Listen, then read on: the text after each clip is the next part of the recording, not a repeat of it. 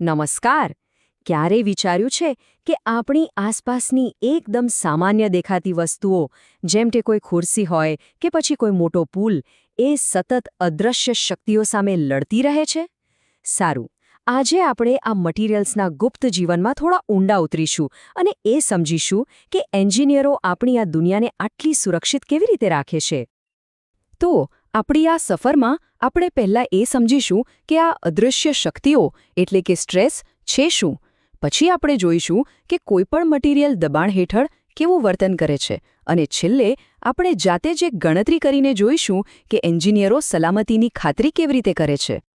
જો કોઈપણ સ્ટ્રક્ચરની મજબૂતાઈને સમજવા માટે આપણે સૌથી પહેલાં એની ભાષા શીખવી પડે, અને એ ભાષાના બે સૌથી મુખ્ય શબ્દો છે સ્ટ્રેસ અને સ્ટ્રેન. તો ચાલો જોઈએ કે આનો અર્થ શું થાય છે. લાગે છે ને એકદમ સીધો સાદો સવાલ, પણ એનો જવાબ એન્જિનિયરિંગના બહુ ઊંડા સિદ્ધાંતોમાં છુપાયેલો છે. આ બધો ખેલ છે સ્ટ્રેસ એટલે કે પ્રતિબળ અને સ્ટ્રેઇન એટલે કે વિકૃતિનો. એકદમ સરળ શબ્દોમાં કહીએ તો સ્ટ્રેસ એટલે કોઈપણ વસ્તુની અંદર ચાલતી લડાઈ. જેમ કે જ્યારે આપણે કોઈ સ્પ્રિંગને દબાવીએ છીએ ત્યારે સ્પ્રિંગ પણ સામે એકલો જ ધક્કો મારે છે, ખરું ને? બસ આ જે અંદરનો પ્રતિકાર છે ને, એને જ આપણે સ્ટ્રેસ કહીએ છીએ. તો સ્ટ્રેસ એક કારણ છે અને સ્ટ્રેન એની અસર છે. જ્યારે આપણે રબર બેન્ડ ખેંચીએ તો એની અંદર જે તણાવ પેદા થાય એ છે સ્ટ્રેસ, અને રબર બેન્ડની લંબાઈમાં જે વધારો દેખાય છે એ છે સ્ટ્રેન. બસ આટલું સિમ્પલ. સારું, તો હવે આપણે એક મટીરિયલની આખી જિંદગીની સફર જોઈશું. આ સફરને આપણે સ્ટ્રેસ સ્ટ્રેન કર્વ નામના એક નકશા દ્વારા સમજીશું, જે આપણને મટીરિયલની આખી કહાની કહી દેશે. આ જે ગ્રાફ છે ને, એ જ આપણી આજની કહાનીનો હીરો છે. એ આપણને બતાવશે કે જેમ જેમ આપણે બળ વધારતા જઈએ છીએ તેમ તેમ મટીરિયલ કેવું વર્તન કરે છે. તો ચાલો એના મુખ્ય તબક્કાઓ પર એક નજર કરીએ. ઓકે, આ છે પહેલો તબક્કો. અહીં મટીરિયલ એકદમ સ્થિતિસ્થાપક છે, મતલબ કે થોડું ખેંચાશે, પણ જેવું બળ હટાવ્યું એ તરત જ પાછું એના મૂળ આકારમાં આવી જશે, જાણે કંઈ થયું જ ન હોય. અને પછી આવે છે આ પોઈન્ટ. અહીં બધું જ બદલાઈ જાય છે. આ છે પોઈન્ટ ઓફ નો રિટર્ન. જો આ મર્યાદા પાર થઈ ગઈ તો પછી મટીરિયલ ક્યારેય પહેલાં જેવું નહીં રહે. ભલે આપણે બળ હટાવી લઈએ, એ હંમેશા માટે બદલાઈ ગયું છે.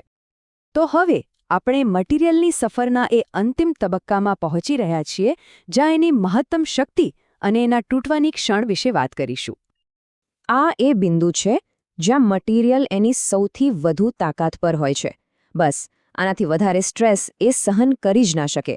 આ એની ક્ષમતાની અંતિમ હદ છે. આ તફાવત સમજવો ખરેખર ખૂબ જ જરૂરી છે. જુઓ, અલ્ટિમેટ સ્ટ્રેસ એ લેબમાં મળતી મર્યાદા છે, મતલબ કે એની તૂટવાની હદ. પણ વાસ્તવિક દુનિયામાં આપણે ક્યારેય કોઈપણ વસ્તુને એની તૂટવાની હદ સુધી તો નથી જ લઈ જતા, બરાબર ને? એટલે જ એન્જિનિયરો વર્કિંગ સ્ટ્રેસ પર કામ કરે છે.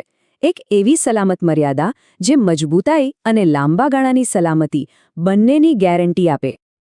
તો હવે સવાલ એ થાય કે જો મટીરિયલ્સ આટલા મજબૂત હોય તો આપણે એને એમની મહત્તમ શક્તિ પર કેમ નથી વાપરતા?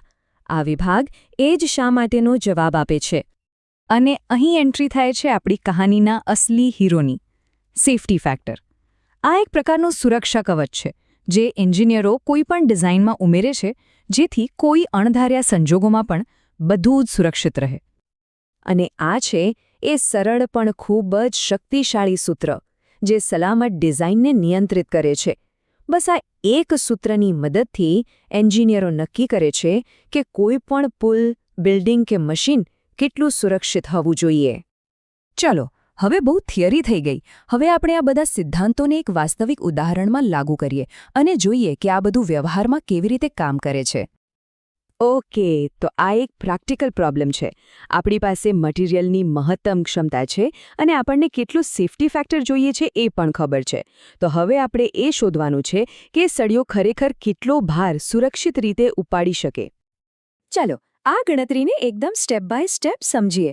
સૌથી પહેલું કામ, આપણે સલામત વર્કિંગ સ્ટ્રેસ શોધીશું. આ માટે આપણે મટીરિયલની મહત્તમ શક્તિ એટલે કે 370 ને સેફ્ટી ફેક્ટર એટલે કે 4 વડે ભાગીશું. એટલે આપણને મળશે 92.5. આ આપણી સલામત હદ છે. બીજું પગલું, આપણે સળિયાનું ક્ષેત્રફળ શોધીશું, જે છે 900 mm². હવે ત્રીજું અને સૌથી મહત્વનું પગલું, આપણે મહત્તમ સલામત ભાર શોધીશું. એના માટે આપણે આપણા સલામત સ્ટ્રેસને ક્ષેત્રફળ સાથે ગુણાકાર કરીશું અને આપણને અંતિમ જવાબ મળે છે 83,250 ન્યૂટન. આ વજન લગભગ 8.5 ટન જેટલું છે. વિચાર તો કરો, આ બધું શક્ય બન્યું કારણ કે આપણે મટીરિયલની પૂરી તાકાત નહીં પણ એના ચોથા ભાગનો જ ઉપયોગ કર્યો, જે સેફ્ટી ફેક્ટરે નક્કી કર્યો. એટલે આ બધાનો સાર એ જ છે કે કોઈ પણ સ્ટ્રક્ચરની અસલી તાકાત એની મહત્તમ ક્ષમતામાં નથી હોતી, પણ એની સલામત રીતે કામ કરવાની ક્ષમતામાં હોય છે. અને આ સલામતીની ખાતરી પેલો અદૃશ્ય હીરો એટલે કે સેફ્ટી ફેક્ટર આપે છે. તો હવે પછી જ્યારે પણ કોઈ પુલ પરથી પસાર થાઓ કે કોઈ બિલ્ડિંગની લિફ્ટમાં ઊભા રહો, ત્યારે એક ક્ષણ માટે વિચારજો, આપણી સુરક્ષા માત્ર મજબૂત સ્ટીલ પર જ નહીં પણ એક અદૃશ્ય આંકડા પર ટકેલી છે, સેફ્ટી ફેક્ટર. પ્રશ્ન એ છે કે આપણે જે સિસ્ટમ પર ભરોસો કરી રહ્યા છીએ એનો સેફ્ટી ફેક્ટર કેટલો હશે?